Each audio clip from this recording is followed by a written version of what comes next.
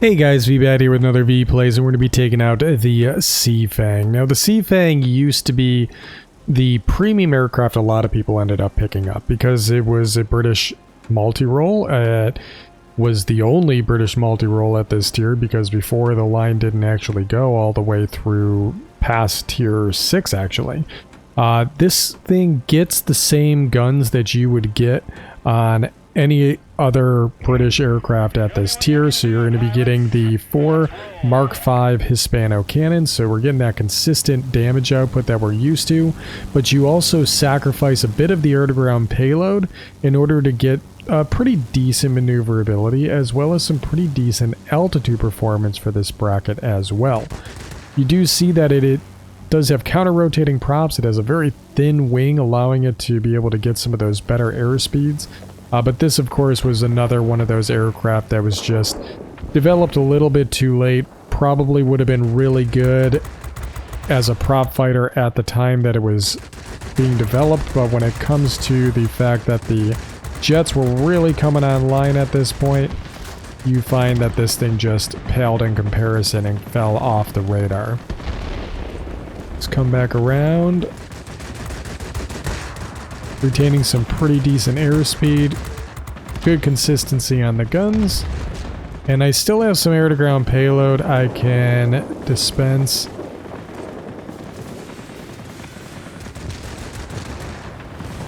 There we go. 93 seconds on the reload. Let's come back around and see if we can engage some of these other multi-roles. Currently, it looks like one of our aircraft is getting chased by a Corsair, so let's pay it back. We are watching the mini-map to make sure we're not getting an aircraft on R6. I think we pulled the Corsair off of that guy. We'll throw some rounds into the Tempest. Is the Corsair still on my 6? A little bit. We're going to head to the enemy's mining plant and try and counter this a little bit. What do we got? We'll stay low and go after the ground pounder initially. Try and interrupt their capture progress. There is a light fighter. It's the Horton 229 actually. Looks like he's getting a little bit invested on our ally here, but he's moving much quicker than I'm anticipating. So I'm going to go ahead and hit the boost cooler. He lost his engine, which is going to give me a bit of an edge here. There we go, knocked him out, got us a bit of the capture points. And like I said before, continuing to interrupt.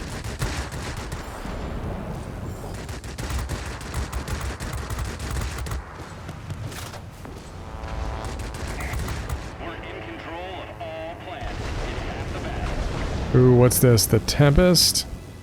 We'll stay on the ground attacker for the time being. 329 does have a fairly robust tail gunner. It's a single 20, but it can really chew us up if we're not paying attention. So we caused some decent damage, but it looks like Horse Soldier's right with us. He ended up taking that guy out. Let's look for the next opportunity. Probably going to F2 that, make sure that I'm getting some of the aircraft around me to engage those targets. And there is an I-250. Human controlled. It's going to be sporting a 37 in the hub and 2 23s. I was waiting until he lined up on the target and got a little bit committed, and we were able to take advantage. There's the Horton 229 again. Again, learn my lesson, pull way more lead than you think, because the aircraft is moving so fast. Good contact, nice. Oh, it's a Spitfire. That's going to be an issue. We have to burn away from this target as fast as possible. Killed that aircraft on our way through. Again, trying to get some of that distance. We do have some pretty decent airspeed on this thing. Able to get up to nearly 500 miles an hour, really pulling this guy away from the engagement. Managed to pick up air supremacy. Continue to pull away, get a little bit of altitude now.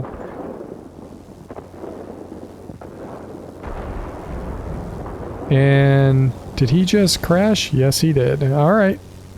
That's one way to go about it. There's the I-250 yet again.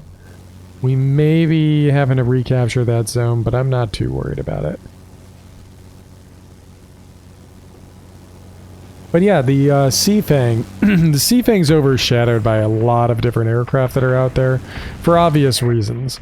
Throw up the GG, there we go. Solid win by our team, solid win. Managed to be top of the team on both sides, and I'm sure we picked up a pretty decent amount of coin, being that we are a premium aircraft. Of course, we have specialized this platform as well.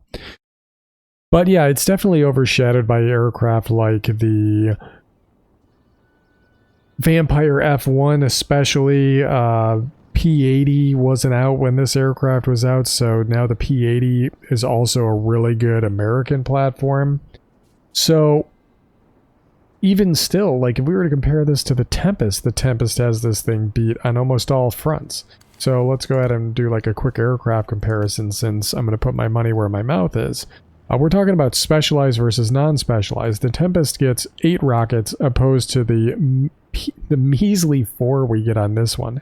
Sure, we get some better range, but a lot of that has to do with the fact that I am using a rocket sight on this particular setup. And even still, the reload, if it was still at the base, would only be 90 for the Seafang to get 4 rockets. That's only 4. Meanwhile, you're getting a bit more on the reload when it comes to the Tempest. Just going to be able to get those missiles back up, or rockets back up, that much quicker.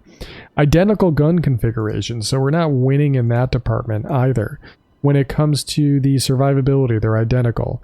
The airspeed, we get a little bit more with the Seafang, but again, we're specialized and we do have polished airframe, or the polished skin on this, in order to increase the platform. So we're getting a little bit better airspeed characteristics, but I'm willing to bet the Tempest will come into its own once we're able to specialize it. And for the maneuverability, it's nearly identical.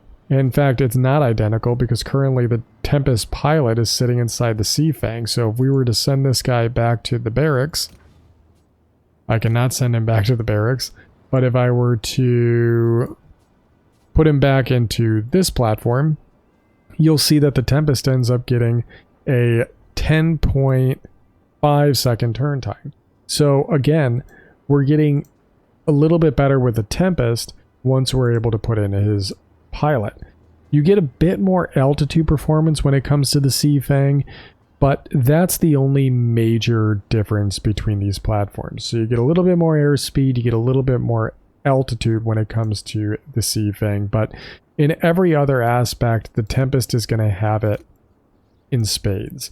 So why even pick up this airframe besides the awesome toucan paint job, which I know a lot of you guys are probably thinking, I gotta have that toucan. It's more for the collector, I think. There's a lot of people who have picked this bird up way back before there was a lot of tier A premiums available. And again, it's just overshadowed by things. It's overshadowed by the P-80. It's overshadowed by the XP-58 for performance characteristics. Germans, they don't have too much to really talk about. But yeah, it used to be the only British premium at this bracket. In fact, I think it might have been one of the only British premiums for quite a while. But then we do have the option of being able to unlock the Vampire F1. And the Vampire F1 is just so much more. It's just more, and I think that's the best way to describe it. Now let's go ahead and throw that pilot back in here, because now Veebat's he's going to start pontificating. So let's go ahead and throw the Seahawk pilot in here. But if you were to compare these two platforms, identical guns yet again. So they're both getting a 27 for the overall rating. Bombs and rockets, it's a moot point. Even still, the rockets aren't that good on this platform anyway. Survivability obviously is going to be better on the Seafang, but when it comes to airspeed, holy crap. This thing's a rocket ship by comparison to the Seafang. And then if you want to compare maneuverability, you shouldn't even bother. You're looking at a 9.5 to the 10.6. And then as for altitude performance, they're the same, but you get a much better climb rate with the Vampire F1. So if you're using it as a gun platform, The Vampire F1 is a much better airframe. Again, totally overshadowing what used to be a very competent and capable Tier 8 premium aircraft. And what do you get? You get 4 air-to-ground rockets that have a 96-second reload. They're not spectacular. It might be the thing that's the difference between flipping and not flipping a zone, but that's few and far between. The Vampire is going to have the ability to assist or completely capture a garrison on its own, and is going to have the altitude, airspeed, and maneuverability to be able to go and intercept a bomber, go and intercept the ground attacker, and help flip that mining plant just by sheer offensive capability, while the Seafang is going to have to rely on opportunistic attacks and hopefully having some rockets reloaded in order to be able to throw them down and maybe pick up what's left of a mine. So I hope you guys enjoyed taking a look at the Seafang. I do think it's a good platform. It's just unfortunately losing out compared to some of the new shiny aircraft that are coming out nowadays that are just going to completely overshadow this thing's capabilities. So for those of you that do have the Seafang and have been flying it for umpteen many battles, and like I said, it used to be kind of the go-to grindy platform, figured we go ahead and feature it. Some of you guys may have been flying and seen it out, but just be aware it's just kind of a lackluster Tempest that is not really going to be the thing that makes or breaks a battle. In fact, its air-to-ground payload is just, it's so silly looking, isn't it? Anyways, I'm sorry, I digress. Hope you guys enjoyed the video, and as always, I'll catch you on the next one.